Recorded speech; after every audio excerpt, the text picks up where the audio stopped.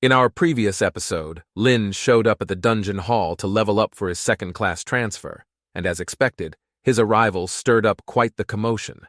Not only did he upgrade the dungeon and clear it solo in hell-level difficulty, but he also set a new record, though most people had already gotten used to our boy smashing his own records. Well, except for Princess Yao. As we continued where we left off, Lin had just used the clear water gem, gaining 50% immunity to water element damage, but no new skills popped up. Guess even our protagonist can't always count on the RNG gods. Not that it mattered because he had more important things to do, like power leveling as fast as possible. Hell levels often meant tougher monsters, but the experience was worth it. A few quick calculations, and he figured he could hit level 40 in just a few hours. Now that he had a solid grasp of the dungeon layout, his runs were also getting faster. The skellies stormed ahead, and in under 5 minutes, he was back at the vortex, ready to dive into the palace once again. However, something was different this time. The place wasn't exactly the same, which made sense because he had already looted the core items. This meant whether it was the gem, the flute, or the key. As for folks clearing this dungeon later, too bad for them, all those goodies were off the loot table. Before long, the boss emerged, and just like before, Lin showed no mercy. Back in the dungeon hall, the chime rang again, drawing the usual crowd to the dungeon entrance. People flocked to the records board, all looking quite excited. Quickly, someone announced the new clear time, which turned out to be 22 minutes and 58 seconds. That was insane, she screamed inwardly. Princess Yao stared at the numbers, struggling to believe it. Hell level and solo. Those two words never belong in the same sentence. Things didn't seem to add up, but if he could do it, then maybe it wouldn't be as hard as she thought. If he could solo clear it, then surely she could as well. Right? And with that thought, she selected hell level and then confidently stepped into the dungeon. We fast forward 2 minutes later, and she is now back outside. Not really in a triumphant way as she expected. She was gasping for breath, gripping the wall for support, looking like she had barely escaped death itself. She hadn't even gotten past the first few mobs before they utterly steamrolled her. That's when she heard a voice asking if she was okay. She turned and saw our boy standing there, completely calm, as if he had just taken a casual stroll rather than clearing a hell-level dungeon. There wasn't a single scratch on him. Even though she was still catching her breath and looked far from composed, she dusted herself off and remained how princesses were supposed to. She casually mentioned that she was fine. In response, Lin just nodded and didn't press further. But she had something else to say. But when she turned around, only to see our boy had already turned and walked right back into the dungeon. She stood there, arms crossed, determined to figure out just how he was doing this. Sure enough, 20-something minutes later, Lin was back outside. This time, she jumped directly in front of him and then called out his name. Wasn't expecting this. Our boy asked her if she needed anything. And then, in a voice softer than she probably intended with just a hint of a plea, she asked if he could take her through the dungeon just once. She even followed up with pretty please. Lin wasn't exactly sure what Yao was up to, but with her status, forming a party shouldn't be hard, right? Yet, she asked again, and quickly explained that she just wanted to see the upgraded Water God's temple herself. If he agreed to take her through it just once, she'd let him into the Imperial Archives. She even explained what it was in case our boy never heard of the place. Apparently, this place was filled with knowledge unseen by the outside world. Some records were so secret that even the Lord Berserk himself didn't know about them. Now, that was an interesting offer. The offer sounded tempting, so she pounced on the opportunity. With a half-playful, half-coaxing tone, she assured him it was totally worth it. Lin, ever the dense guy, asked if it was just once. Yao held up a single finger, nodding seriously, saying just once. With that, Lin agreed, and the two formed a party. Standing before the dungeon, he reset the cooldown and stepped inside. Yao, now completely focused, followed him in. She first looked around and seemed surprised. And what our boy did next made her mind go blank. A legion of skeletons appeared around them and quickly charged forward. The very same monster that had sent her scrambling out of the dungeon earlier didn't even last a second. She stood frozen, barely processing what just happened. Lin, meanwhile, casually reminded her not to space out. Snapping back to reality, she hurried to keep up, sticking close behind him. She curiously asked, were all these his summons? By now, it was obvious that she knew almost nothing about Lin. Either way, our boy reminded her that his file was probably already recorded in the Imperial archives. She could look up the details later if she wanted to. And right now, he preferred less chit-chat and more dungeons. Before she knew it, they had arrived at the vortex. Lin briefly explained that the boss was right below. Yao checked the time, and not even 5 minutes had passed. And somehow, they had already reached the final boss. To her, it felt like they had simply walked through the dungeon and she didn't even get to see many monsters. Lin, meanwhile, already jumped straight in. She barely had time to react before following him. Moments later, they were inside the Grand Palace. The boss appeared once again. The sheer pressure it radiated sent a chill down her spine. Its attributes and aura were overwhelming, and this made her wonder how he had soloed this before. Then before she could even process it, she saw massive red shackles were shot out, binding the boss in place. And then the skeletons swarmed. What followed completely shattered her understanding of a boss fight. Just like that, the boss was gone. Yao stood there, completely stunned, even after they had left the dungeon.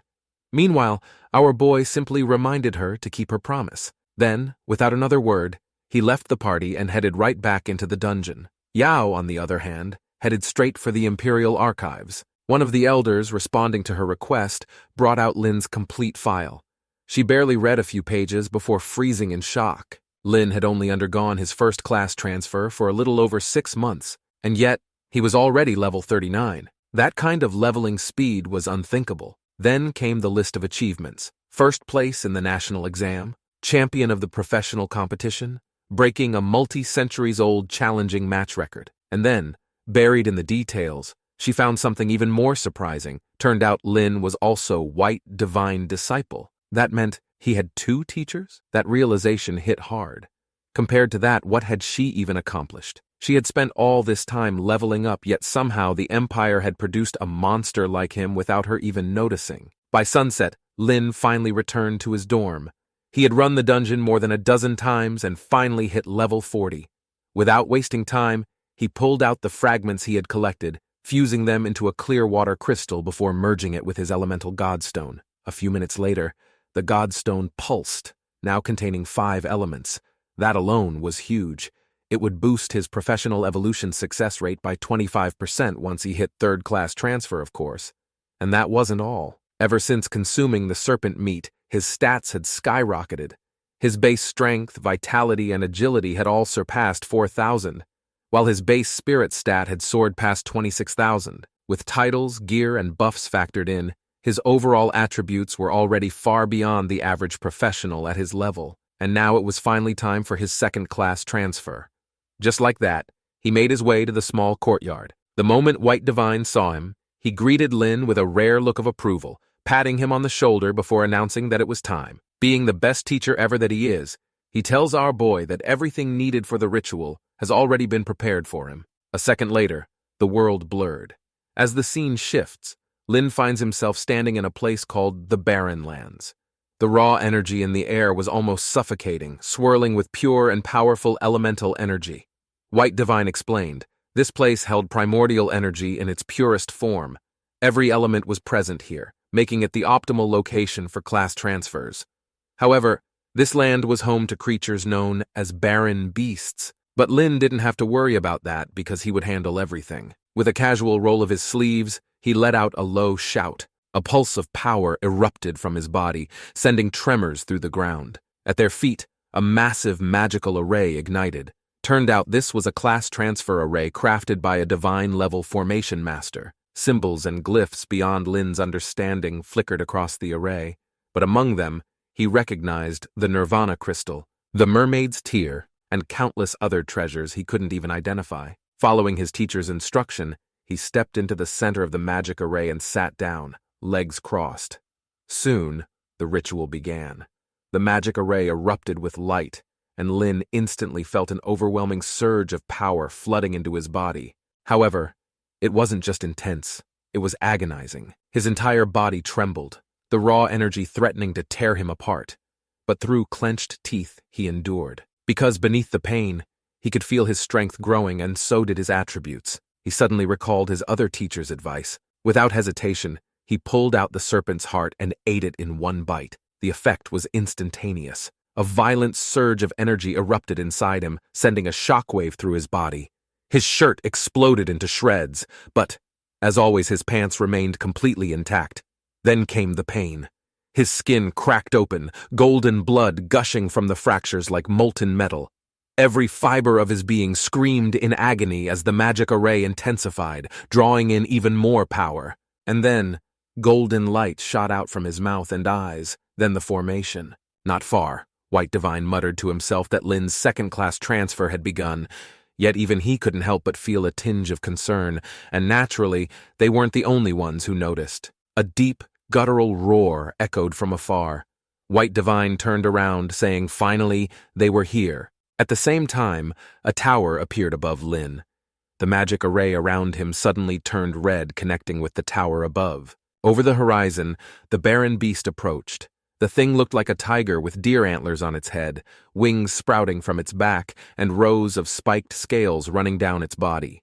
Barren beasts were extremely fast, but it wasn't getting anywhere near Lin. With a low shout, White Divine launched himself forward, telling the beast to screw off. His fist shot out like a cannon, slamming into the beast's gut and sending it flying. But that was just the start. More were coming, and a lot more. White Divine only grinned. While cracking his knuckles, he said it's perfect. This time, he didn't hold back. Countless punches filled the sky, raining down on the incoming beasts, but they weren't stopping. From all directions they swarmed, and within seconds he was completely surrounded. One of the beasts lunged, jaws wide open, aiming straight for him. And then, a single shout. An even more powerful energy exploded from White Divine, blasting away everything around him. However, he heard another roar, but this one was different. Hearing the roar made his expression change. He turned, clearly not expecting this, because stepping into view was something far worse. This was the Baron Beast Lord. This one stood taller, bulkier, and much more terrifying than anything else in the horde. With a single earth-shaking roar, several rings formed around all of the barren beasts.